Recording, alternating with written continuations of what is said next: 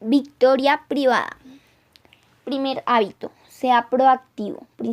Principios de la visión personal. Interdependencia. Victoria pública. Procure primero comprender y después ser comprendido. Piense en ganar, ganar. 6. Sinergice. Interdependencia. 1. Sea proactivo. Victoria privada. 2. Empiece con un fin en mente. 3. Primero lo primero. Dependencia. Sea proactivo. No conozco ningún hecho más alentador que la incuestionable capacidad del hombre para dignificar su vida por medio del esfuerzo consciente. Henry David Thoreau. Mientras lee este libro, trate de tomar distancia respecto de sí mismo. Trate de proyectar su conciencia hacia un rincón del techo y mírese leyendo con el ojo de la mente. Puede mirarse a sí mismo casi como si fuera otra persona. Intente ahora otra cosa. Piense en el estado de ánimo en el que se encuentra. ¿Puede identificarlo? ¿Qué está sintiendo? ¿Cómo describiría su presente estado mental? Piense ahora durante un minuto sobre cómo está trabajando su mente. ¿Es rápida y despierta? ¿Se siente dividido entre practicar este ejercicio mental y conjeturar lo que se pretende con él? Su capacidad para hacer lo que acaba de hacer es específicamente humana. Los animales no la poseen. La denominamos autoconciencia. Es la amplitud para pensar en los propios procesos de pensamiento. Esta es la razón de que el hombre posea el dominio de todas las cosas del mundo y de que pueda realizar progresos significativos de generación en generación. Por eso podemos evaluar y aprender de las experiencias de otros, tantos como las de las nuestras. Por eso podemos crear y destruir nuestros hábitos. No somos nuestros sentimientos, no somos nuestros estados de ánimo, ni siquiera somos nuestros pensamientos. El hecho mismo de que podamos pensar sobre estas cosas no nos separa de las cosas y del mundo animal. La autoconciencia nos permite distanciarnos y examinar incluso el modo en que ver el paradigma de nosotros mismos. ¿Qué es fundamental para la afectividad?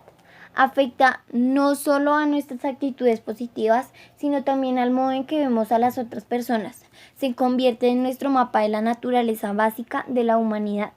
De hecho, mientras no tengamos en cuenta cómo nos vemos a nosotros mismos y cómo vemos a los otros, no seremos capaces de comprender cómo ven los otros y qué sienten acerca de sí mismos y de su mundo. Sin conciencia proyectaremos nuestras propias intenciones sobre su conducta y al mismo tiempo nos consideraremos objetivos. Esto limita significativamente nuestro potencial personal y también nuestra capacidad para relacionarnos con los demás, pero a causa de la singular capacidad humana de la autoconciencia, podemos examinar nuestros paradigmas para determinar si son principios basados en la realidad o están en función de condicionamiento y condiciones. El espejo social. Si la única visión que tenemos de nosotros mismos proviene del espejo social, del actual paradigma social y de las opiniones, percepciones y paradigmas de las personas que nos rodean, la concepción que tengamos de nosotros será como la imagen reflejada en los espejos deformantes de los paquetes de atracciones. Siempre te retrasas. ¿Por qué no puedes mantener las cosas en un orden? ¿Tiene que ser un artista? Comes como un cerdo. Me parece increíble que hayas ganado. Esto es tan simple, ¿por qué no lo comprendes? Estas imágenes están como desmembradas y carecen de proporción. A menudo son más proyecciones que reflejos. Proyectan las preocupaciones y las debilidades de carácter a las personas en las que se originan y no nos proporcionan un reflejo correcto de lo que somos. El reflejo de los actuales paradigmas sociales nos dice que estamos en una gran medida en gran medida determinados por el condicionamiento y por ciertas condiciones. Aunque hayamos reconocido el tremendo poder del condicionamiento en nuestras vidas, decir que estamos determinados por él, que no tenemos ningún control sobre esa influencia, genera un mapa totalmente distinto. Hay en realidad 3 mapas sociales, 3 teorías deterministas ampliamente aceptadas que independientemente o en combinación pretenden explicar la naturaleza del hombre. El determinismo genético dice básicamente que la culpa es de los abuelos. Esa es la razón de que usted tenga mal genio. Sus abuelos eran irascibles y eso está en su ADN. El ADN pasa de generación en generación y usted lo ha heredado. Además, usted es irlandés y así como los irlandeses. Y así son los irlandeses. El determinado psíquico dice básicamente que la culpa es de los padres. Su educación, sus experiencias infantiles establecieron lo esencial a sus tendencias personales y a la estructura de su carácter. A ello se debe que no le guste estar rodeado de personas. Así es como lo educaron sus padres. Usted se siente terriblemente culpable si comete un error porque es en su más profundo interior recuerda la expresión emocional recibida cuando usted era muy vulnerable, tierno y dependiente. Se recuerda el castigo y el rechazo, la comparación con los demás y los problemas emocionales. Cuando uno no se comportaba de acuerdo con lo esperado. El determinismo ambiental dice que la culpa es del patrón o el jefe, o de su esposa, su hijo adolescente, su situación económica o la política nacional. O alguien o algo de su ambiente es responsable de su situación. Todos estos mapas basados en la teoría del estímulo-respuesta que solemos asociar con los experimentos de Pavlov.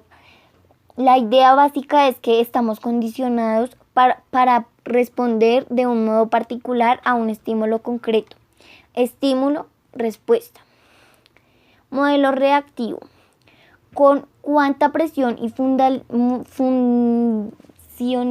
funcionalidad deben describir estos mapas en el territorio, con cuánta claridad reflejan esos espejos de la naturaleza verdadera del hombre, se convierten en profecías de autocumplimiento, se basan en principios que podemos comprobar en nuestro interior, entre estímulo y respuesta. Para responder a estos interrogantes, permita al lector que comparta con él la historia ejemplificadora de Viktor Frankl. Frankl era un determinista educado en la tradición de la psicología freudiana, según la cual lo que nos sucede de niños da forma a nuestro carácter y personalidad y gobierna básicamente la totalidad de nuestras vidas. Los límites y parámetros de nuestra vida estarían fijados y en lo esencial no sería mucho lo que podríamos hacer al respecto. Frankl era también psiquiatra y judío. Estuvo encerrado en campos de concentración de la Alemania nazi, donde experimentó cosas tan repugnantes para nuestro sentido de la descendencia que incluso repetirlas aquí nos provoca zozobra. Sus padres, su hermano y su mujer murieron en los campos, en cámaras de gas, con la excepción de su hermana. Perdió a toda su familia. El propio Frankl fue torturado y sometido a innumerables humillaciones sin estar nunca seguro de que si en el momento siguiente los llevarían a la cámara de gas o se quedarían entre los que se salvaban, los cuales retiraban los cuerpos o escogían las cenizas de los condenados. Un día, desnudo y solo en una pequeña habitación, empezó a tomar conciencia de lo que denominó la libertad última. Esa libertad de sus carceleros nazis no podía quitarle. Ellos podían controlar todo su ambiente, hacer lo que sintieran con su cuerpo, pero el propio Viktor Frankl era un autoconsciente, capaz de ver como el observador su propia participación en los hechos. Su identidad básica estaba intacta. En su interior él podía decidir de qué modo podía afectarle todo aquello, entre lo que le sucedía o los estímulos y su respuesta. Estaba su libertad o su poder para cambiar esa respuesta. En medio de sus experiencias, Frankl se proyectaba hacia los contextos distintos. Por ejemplo, se imaginaba dando conferencias ante sus alumnos. Después de haber sido liberado del campo, se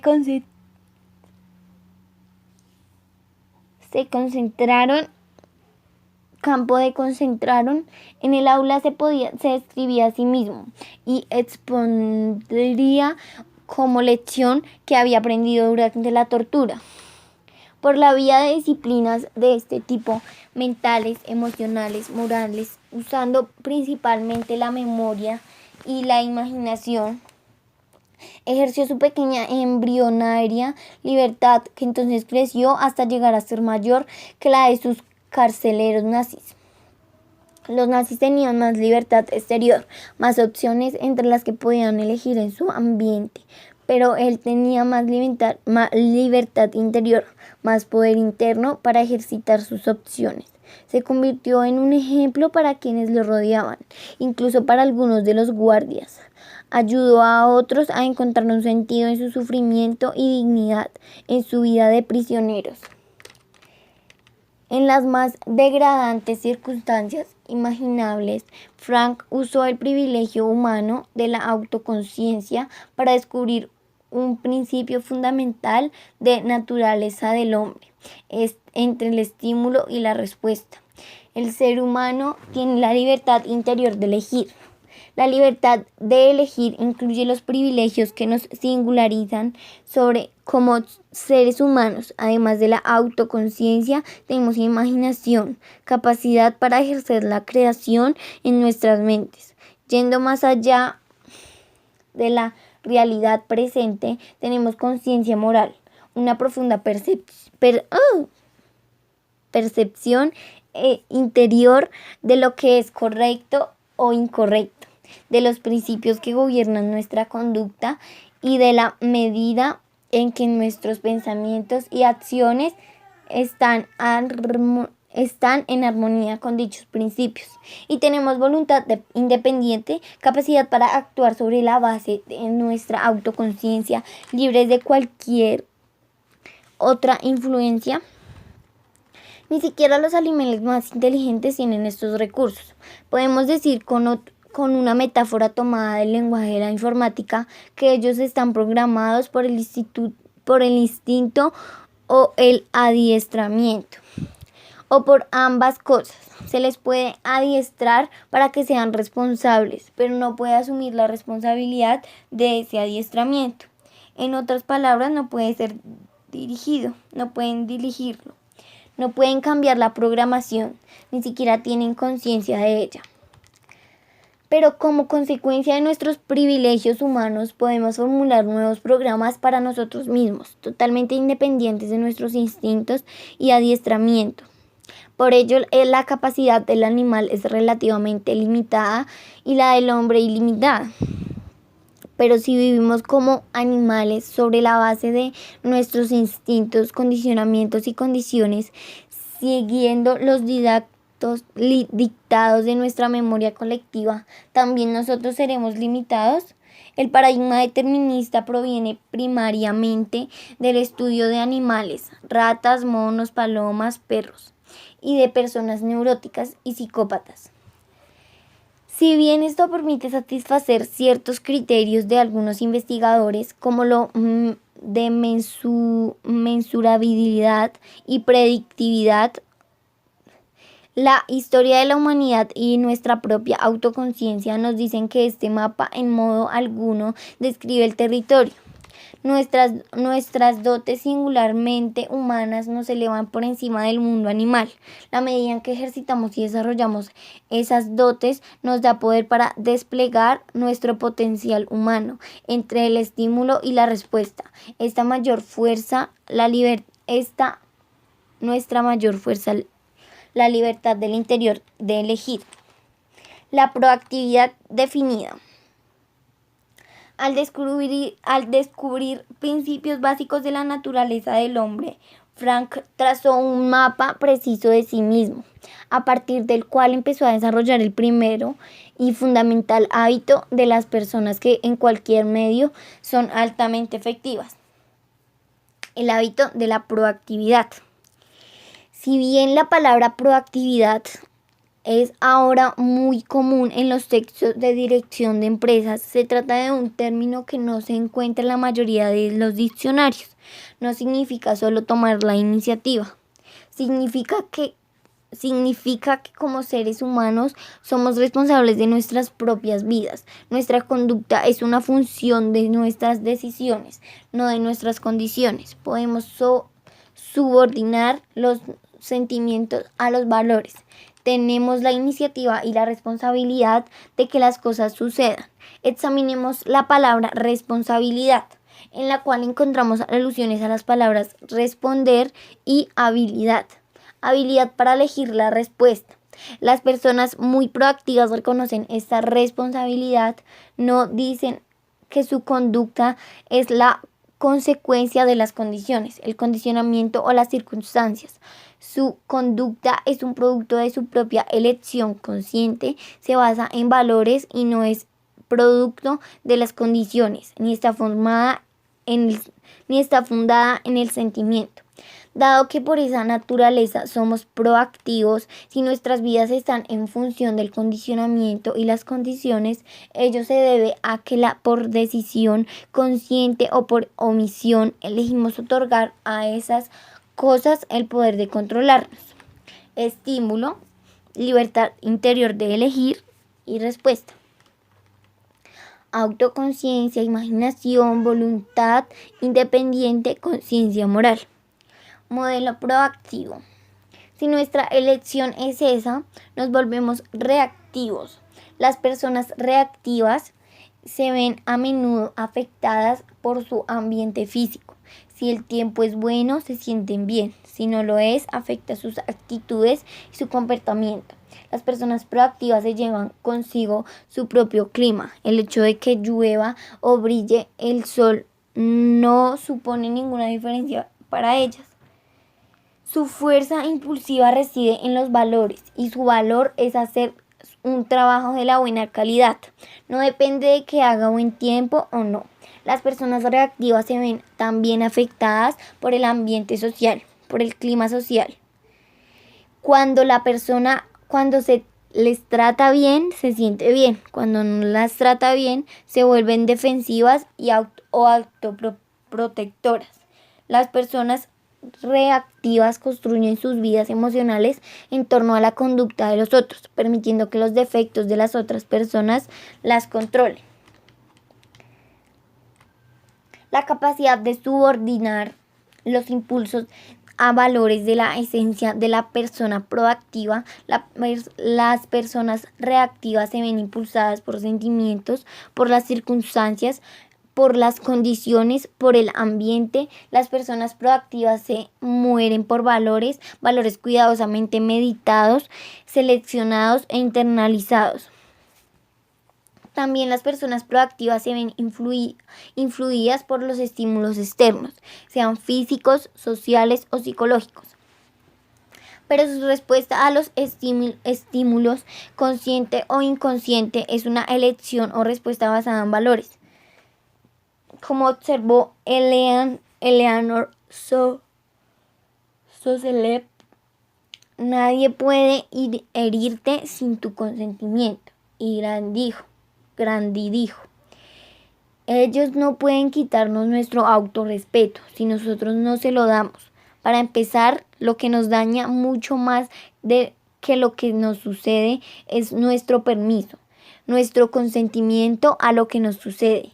Admito que esto es muy difícil de aceptar emocionalmente, en especial si durante años y años hemos explicado de nuestra desdicha apelando o las circunstancias o a la conducta de algún otro.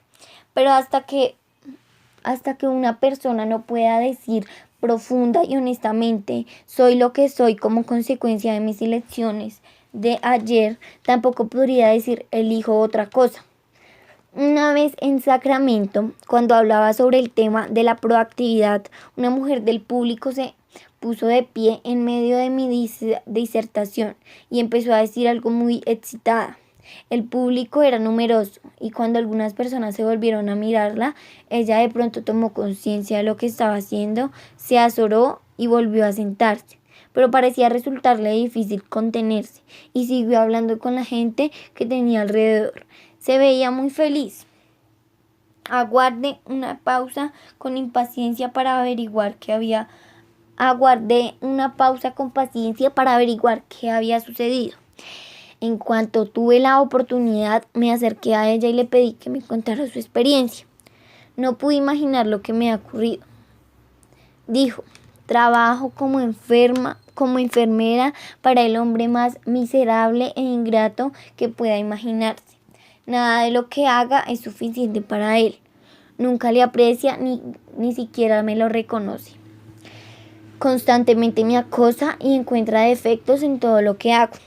Por culpa de este hombre de mi vida es desgraciada y a menudo descargo mi frustración sobre mi familia. Las otras enfermeras sienten lo mismo. Casi rezamos para que lo echen.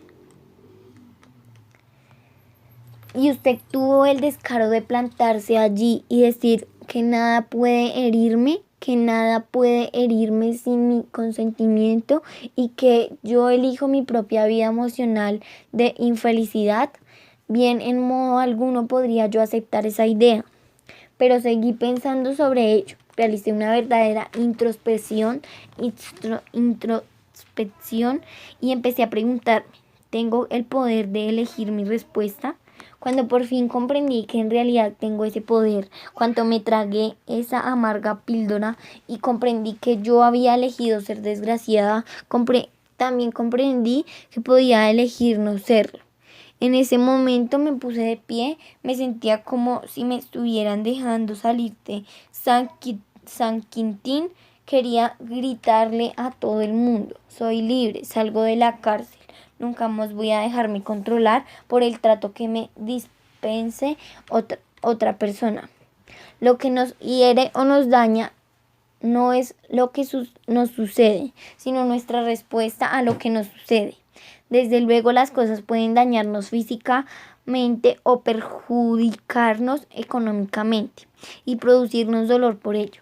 Pero nuestro carácter, nuestra identidad básica, en modo alguno tiene que quedar herida. De hecho, nuestras experiencias más difíciles se convierten en los crisoles donde se moldea nuestro carácter y se desarrollan las fuerzas internas, la libertad para adoptar circunstancias difíciles en el futuro y para inspirar a otros la misma conducta. Frank es uno de los muchos que pudieron desarrollar su libertad personal en circunstancias más difíciles para animar e inspirar a otros.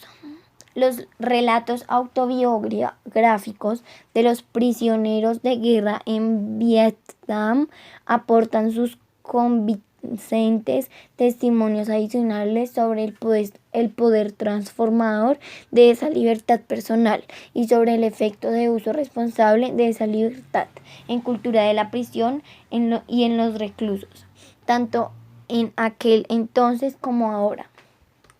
Todos hemos conocido a individuos que atraviesan circunstancias muy difíciles, tal vez una enfermedad terminal o una grave discapacidad física, conservando una extraordinaria fuerza emocional. Cuando nos inspira su integridad, nada deja de una impresión mayor, más duradera en otra persona que la conciencia de alguien ha trascendido el sufrimiento, que ha trascendido la circunstancia y está encarnado y expresando un valor que inspira, ennoblece y eleva la vida. Uno de los momentos más inspirados que Sandra y yo hemos vivido tuvo lugar durante un periodo de 4 años con una querida amiga nuestra llamada Carol, que tenía un cáncer devastador. Había sido nuestra madrina de bodas y era amiga de Sandra desde que hacía más de 25 años. Cuando Carol se encontraba en las últimas etapas de su enfermedad, Sandra se dedicó a sentarse junto a su lecho, ayudándole a escribir su historia personal. Volvía de aquellas sesiones difíciles y prolongadas, casi transfigurada por la admiración que sentía por el valor de su amiga y su deseo de escribir mensajes especiales para sus hijos, que había que darles en diferentes etapas de su vida.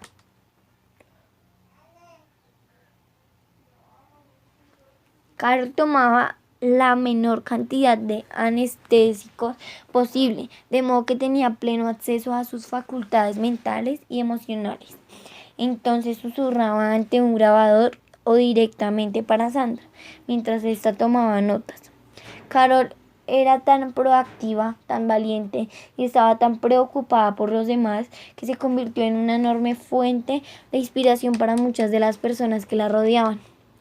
Nunca olvidaré la experiencia de mirar profundamente a los ojos de Carol el día antes de que falleciera y sentir en esa agonía profunda a una persona enorme, valía intrínseca. Pude ver en sus ojos una vida de carácter, contribución y servicio, así como de amor, preocupación y aprecio. A lo largo de los años, muchas veces he preguntado a algunos grupos de personas si han tenido la experiencia de acompañar a un moribundo que haya conservado una actitud tan admirable, comunicado tanto amor y compasión y resistido de un modo tan incomparable hasta el mismo fin. Por lo general, más o menos la cuarta parte de la audiencia responde afirmativamente. Entonces pregunto, ¿quiénes no olvidarán nunca a esos individuos quienes se sintieron transformados, al menos temporalmente, por la inspiración de ese coraje, quienes se sintieron profundamente conmovidos y motivados a realizar actos más nobles de servicio y compasión? Casi inevitablemente levantaban la mano las mismas personas. Víctor Frank dice que hay 3 valores fundamentales en la vida: el de la experiencia o el de lo que nos sucede, el creador, o de lo que aportamos a la existencia, y la actitudinal o de nuestra respuesta en circunstancias difíciles, como por ejemplo en enfermedades terminales.